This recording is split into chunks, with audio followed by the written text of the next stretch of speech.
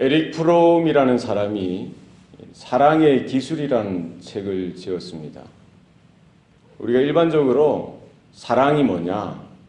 이 사랑은 이 감정, 느낌이라는 거죠. 그래서 느낌에 오는 대로 감정, 자신의 열정에 따라 사랑한다라고 생각하는데, 그 사랑의 기술이라는 책을 보면은요, 사랑은 단순한 감정이나 느낌이나 어떤 열정이 아니라는 거예요. 사랑은 우리가 배워야 할 기술이라는 겁니다. 그러니까 내 마음에 들어서 이렇게 사랑했다가 몇 날, 며칠, 혹은 몇 개월, 혹은 몇 년 있다가 마음이 바뀌어가지고 돌아서는 것. 이 사랑이 그런 감정이나 느낌에 기인하는 것이 아니라 그건 단순한 느낌이고 감정이지, 사랑은 뭐라는 거예요? 사랑은 기술이고, 따라서 사랑은 습득해야 된다는 거예요. 배워야 한다는 겁니다. 단순히 마음, 감정, 느낌에 따른 그런 사랑이라는 것은 어떻게 보면 질이 낮은 사랑이고, 우리가 추구해야 될 사랑은 고상한 사랑, 단순히 느낌이 아니라 배워야 하는 사람과의 관계에 있어서 분명히 우리가 습득해 나가야 하는 기술이라고 말하고 있습니다. 이것이 우리 신앙생활에도 일정 부분 적용이 되는 것 같아요. 우리가 하나님의 자녀로 구원을 경험하고 살아갈 때도 마찬가지입니다. 무엇을 사랑, 하나님을 사랑하는 것, 그리고 이웃을 사랑하는 것, 이것은 우리가 배워야 하는 것입니다. 어떻게 사랑하는 겁니까? 내 마음대로, 내 느낌대로, 내 주관적인 사랑이 아니라 성경에서 가르치는 건 뭐예요? 너희는 이렇게 사랑하라는 거예요. 하나님을 사랑하되 너의 마음을 다하고 목숨을 다하고 힘을 다하고 뜻을 다하여 주 너의 하나님을 사랑하라. 그리고 이웃을 사랑하는데 어떻게 사랑하는 거예요? 내 몸과 같이 사랑하라는 거예요. 우리가 성경 말씀을 보면은요, 이 사랑은 배우는 것이더라고요. 어떻게 배웁니까? 하나님이 나를 어떻게 사랑하셨는지, 그리고 하나님이 지금 나를 어떻게 사랑하고 계시는지, 예수님께서 우리에게 어떤 사랑을 우리에게 보여주셨는지, 그 하나님의 사랑을 경험함으로, 예수님의 사랑을 우리가 들여다봄으로, 하나님의 말씀에 따라서 우리가 이렇게 믿음의 세월, 믿음의 신앙생활을 하면서 사랑을 깨닫게 되어지고, 또 우리의 삶을 통해서 그 말씀 따라 살아가는 삶을 통해서 그 은혜 가운데 사랑을 배우게 되더라는 것입니다. 그래서 어린아이일 때는 어린아이와 같이 사랑하지만 우리 신앙의 연륜이 이렇게 성숙해 감에 따라 주님께서 보여주셨던 그 사랑, 하나님께서 우리에게 나타내 보여주셨던 그 사랑을 따라가고 배워가고 습득해가서 하나님이 기뻐하시는, 하나님이 인정하시는 그와 같은 믿음, 그와 같은 사랑의 삶을 살아드리도록 하나님께서 원하시고, 또 우리 성도들은 그와 같은 은혜 가운데 거하는 줄로 믿습니다. 사랑은 배우는 것입니다. 습득해 가야 합니다. 날마다 성장해 가야 합니다. 마찬가지로 오늘 본문에 보니까 순종도 배우는 것이더라고요. 오늘 8절 말씀 보십시오. 예수님께서는 하나님의 아들이셨음에도 불구하고 그가 받으신 고난으로 인해서 무엇을 배우셨다고 했어요? 순종을 배우셨고, 그리고 온전해지셨을 뿐만 아니라 주님께서 보여주신 그 순종, 그로 인해 어떻게 됩니까? 주님께 순종하는 모든 사람들에게 영원한 구원의 근원이 되셨다는 거예요. 우리 성도로서, 하나님의 자녀로서 살아가는 삶에 있어서 중요한 것들이 많습니다. 믿음이 중요합니다. 그죠? 믿음으로 구원받는 거죠. 은혜로 구원받는 겁니다. 하나님의 사랑을 깨닫고 그 하나님의 사랑을 쫓아가는 것 중요합니다. 그러나 오늘 본문에 보면 성경 전체에 걸쳐 있는 그 중심, 무엇이 믿음이냐, 무엇이 사랑이냐, 무엇이 은혜냐, 무엇이 성도의 삶이냐, 그 중심을 깨뚫어 보면은 그 안에 뭐가 있다는 거예요? 순종이 있다는 거예요. 그 아들이신 예수님께서 몸소 그 고난을 하나하나 겪으시면서, 환난을 하나하나 겪으시면서, 우리 인생의 연약함을 몸소 겪으시면서 그 모든 순간 속에 아버지 하나님의 뜻에 따른 순종의 삶을 살아드렸던 것입니다.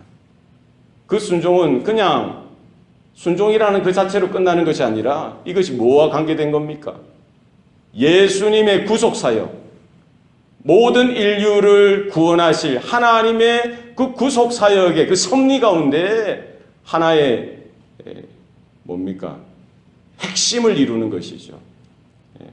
예수님을 믿고 하나님을 믿고 은혜 가운데 나온 모든 인생들에게 영원한 구원의 근거가 어디에서 나오는 거예요? 예수님, 하나님의 아들 되신 그 예수의 순종을 통해서 나타난다는 사실입니다. 우리는 예수님을 바라보면서 예수님이 그 고난 가운데 고난을 통해서 순종을 배우셨듯이 하나님의 자녀된 주님의 제자된 저와 여러분도 우리의 삶 가운데 그 주님을 바라보시면서 또 우리에게 허락하신 크고 작은 고난의 그 환경 속에서 어려움 속에서도 우리는 무의미한 것이 아니라 주님처럼 순종을 배워가는 저와 여러분 되시기를 바랍니다. 예수님을 보세요. 예수님의 태어나심, 예수님의 자라나심, 예수님의 그 짧은 인생을 살아가심, 그리고 마지막에 예수님이 죽으시는 그 죽으심을 볼 때 그게 다 뭐예요? 뭐로 표현할 수 있겠습니까? 순종으로 시작했다가 순종으로 살아가시고 그리고 순종으로 인생을 마감하시는 겁니다. 예수님이 말씀이 육신이 돼서 이 땅에 오신 것, 하나님과 동등되신 하나님의 본체이신 하나님의 본체의 형상이신 그분이 그 모든 영광, 모든 권세를 버리시고 이 낮고 천한 땅으로 오셨던 것입니다. 가장 낮은 곳에 오셨어요. 뭐 왕이나 귀족의 집안에 태어난 것도 아니시고 목수의 아들로 나사렛은 저 촌이죠. 깡촌입니다. 나사렛 예수라는 이름을 들이실 정도로 그렇게 낮은 곳에 말구에 누우시고요. 목수의 아들이라는 이름으로 나사렛 예수라는 이름으로 자라나셨어요. 그리고 어디서 활동하셨습니까? 예루살렘에서 활동하셨어요? 아닙니다. 갈릴리, 저 변방, 저 변두리, 그리고 제자들을 보십시오. 하나하나 뭐 어부요, 세리요, 세상에서 별 볼품없는 그런 무리들을 이끄시는 하나부터 열까지 볼품없는 그 자리에 주님께서 쓰셨다는 겁니다. 왜 그렇습니까? 아버지의 뜻을 이루어 드리시기 위해서 순종의 걸음을, 순종의 삶을 살아가셨던 것을 볼 수가 있습니다. 예수님께서 병자들을 고치시오. 눈먼 자에게 눈을 뜨게 하시고요. 귀 먹은 자가 귀를 열어서 듣게 하십니다. 안진뱅이가 일어나게 하시죠. 손이 마른 자에게 손을 펴게 하십니다. 문둥병자가 한순간에 문둥병을 고침받게 하시죠. 죽은 나사로를 살리십니다. 오병이어로 5,000명을 먹이세요. 사람들이 이런 예수님을 보고는 어떤 마음이 들었을까요? 야, 저분이 메시아다. 저분이 다윗과 같은 선지자가 아니냐. 모세와 같은 엘리야와 같은 선지자가 아니냐. 그야말로 우리의 왕이 될 것이다. 예수님을 뭐로 삼으려고 했어요? 왕으로 삼으려고 했어요. 예수님이 원하시면 세상의 영광을 구하실 수가 있는 것이죠. 왕으로 등극하실 수가 있는 겁니다. 로마가 문제가 되겠습니까? 세상의 그 어떤 나라가 문제가 되겠어요? 모든 세계 질서를 한순간에 변화시키시고요. 통치하시고 다스리시는 왕으로 등극하실 수가 있는 거예요. 왜 못하시겠습니까? 그러나 예수님은 그 모든 세상의 부름을 이런 지하에 거절하시고요. 예수님은 어디로 가십니까? 하나님의 뜻을 따라서 순종의 길로 가시고요. 고난의 길, 십자가의 길로 걸어가셨던 것을 볼 수가 있습니다. 겟세마네에서 어떻게 기도하세요? 땀방울이 핏방울이 될 정도로 절규하시는 겁니다. 오늘 본문에 보면은 뭐라고 되어 있어요? 심한 통곡과 눈물로서 하나님 앞에 간구와 소원을 아랬던 것입니다. 그 고난 가운데, 그 환난 가운데 주님이 뭘 하셨어요? 하나님 앞에 울부짖으면서 통곡하시면서 눈물을 쏟으시면서 피땀이죠. 피가 터져 나오듯이 주님은 기도하셨던 것입니다. 우리가 봐야 될 것은 뭡니까? 고난은 단순한 고난이 아니라 우리 성도들의 삶 가운데 하나님이 훈련시키시는 거룩한 통로가 되어진다는 것입니다. 여러분, 고난 가운데 예수님처럼 기도를 배울 수 있는 저와 여러분 되시길 바랍니다. 환난 가운데, 역경 가운데, 어려운 가운데 나 죽었구나, 나 안 되는구나, 이것이 아니라 하나님을 찾고 하나님을 부르짖고 하나님이여, 하나님이여, 이 상황 주님 아시지 않습니까? 살아계신 하나님 앞에 기도하고요, 나의 연약함도 드러내 보이고 나의 형편을 주님 앞에 다 쏟아붓고요, 무엇을 하는 겁니까? 하나님이 살아계시다는 것, 아버지의 뜻을 발견하는 시간이 되어지고, 오히려 그 고난을 통해서 하나님의 크신 뜻 가운데 순종을 배우는, 주님과 같이 순종을 배우는 저와 여러분 되시기를 바랍니다. 주님께서 십자가 위에서도 아버지 앞에 끝까지 기도하시는 거예요. 저들의 죄를 사해 달라고 기도하시죠. 엘리 엘리 라마 사박다니, 아버지 하나님 앞에 절규하는 겁니다. 마지막 순간까지 주님은 그 조롱과 그 수치와 모욕, 십자가에서 내려오라, 십자가에서 내려오라, 너를 구원해보라, 우리가 그러면 믿겠다 하는 그 어리석은 자들, 그 대제사장들, 서기관들, 지나가는 인생들, 옆에 달린 그 강도들, 뭣도 모르고 부르짖는 그 소리에도 주님은 길을 막으시고요, 어디에만 집중하신 거예요? 하나님 아버지의 뜻에만 집중하고요, 그 순간 속에도 뭐라는 겁니까? 하나님 앞에 순종의 모습을 나타내 보여주셨던 것입니다. 한 사람의 불순종으로 인하여 죄가 이 땅에 들어왔어요. 사망이 이 땅에 들어왔습니다. 그러나 한 사람의 순종을 통해서 하나님의 영생의 복이 이 땅에 시작되어진 줄로 믿으시길 바랍니다. 여러분, 앤드류 모레이라는 목사님이 우리가 예수 믿는 것은 순종의 학교에 들어가는 것 같다라고 했습니다. 뭐라고요? 예수 믿는 것은 순종의 학교에 들어가는 것과 같다는 거예요. 여러분, 예수 믿으십니까? 하나님은 저와 여러분에게 순종의 도를 보여주시고요, 순종하는 성도, 순종하는 하나님의 자녀 되시길 원합니다.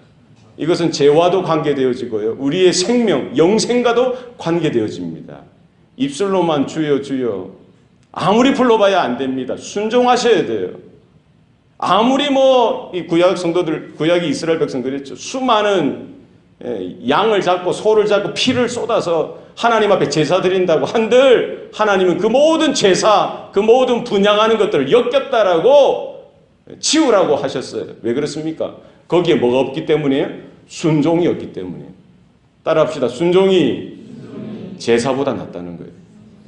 순종이 제사보다 낫다. 예수님께서 마지막 그 모든 생의 정점을 이루는 그 고난, 십자가의 순환을 통해서도 순종함으로 하나님의 뜻을 이루어드리고 하나님의 영생의 그 구원의 사역을 마감하시고 완성해 주셨습니다. 저와 여러분도 어디를 향해서 가야 합니까? 주님처럼 주님을 따라서 조금 아프다고 해서 아야야야야, 아이고 괴로워 아이고 어떻게 망했네 이렇게 하지 마세요. 뭘 하셔야 돼요? 주님처럼 심한 통곡으로 눈물을 쏟으시면서 부르짖으면서 하나님 앞에 기도하시고 아버지의 뜻을 발견하시고, 그로 인하여 그 환난과 고난과 어려움과 역경조차도 하나님의 뜻에 있다는 사실을 발견하시고, 하나님, 제가 변화되어지길 원합니다. 제가 하나님의 뜻을 따라서 살길 원합니다. 하나님, 나를 붙들어 주세요. 하나님께 더 가까이 가는 시간들, 하나님의 장중에 붙들려지는 시간들, 하나님의 뜻을 이루어드리고 하나님의 영광을 나타내 보여드리는 주의 자녀들, 주의 성도들 되시기를 원합니다. 기억하십시오. 순종, 고난을 통해서 우리는 순종을 배우고 하나님의 기뻐하시는 그 자녀로서 서게 되는 것, 이것이 하나님의 가장 큰 뜻이고 기쁨인 줄로 믿습니다. 기도하시겠습니다. 살아계신 아버지 하나님, 오늘도 또 은혜를 주시니 감사합니다. 하나님이 우리에게 고난으로 인하여, 환난으로 인하여 여러 가지 힘들고 어려운 형편 속에서 낙심하고 낙담하는 것이 아니라 주님처럼 하나님 앞에 부르짖으며 통곡하며 눈물을 쏟으며 기도하는 성도 되게 하여 주시옵소서. 아버지의 뜻을 발견하며 하나님의 뜻을 붙들고 그 자리에서 하나님이 기뻐하시는 순종의 삶으로 살아드릴 수 있도록 도와주시옵소서. 우리의 육신이 약합니다. 우리의 마음이 약합니다. 무엇으로 우리의 삶을 이겨나갈 수가 있습니까? 주님을 바라보며 예수를 깊이 묵상하며 믿음의 주여 또 온전케 하시는 예수님을 향하여 우리가 시선을 고정하며 그분만을 향하여 바라볼 수 있도록 도와주시옵소서. 우리의 입술, 우리의 마음 가운데 하나님 은혜를 베풀어 주시사 주님을 찾게 하시고 아버지를 부르게 하시고 기도가 살아나게 하시고 그 은혜 가운데 거할 수 있도록 도와주시옵소서. 감사드리고 예수님 이름으로 기도합니다. 아멘.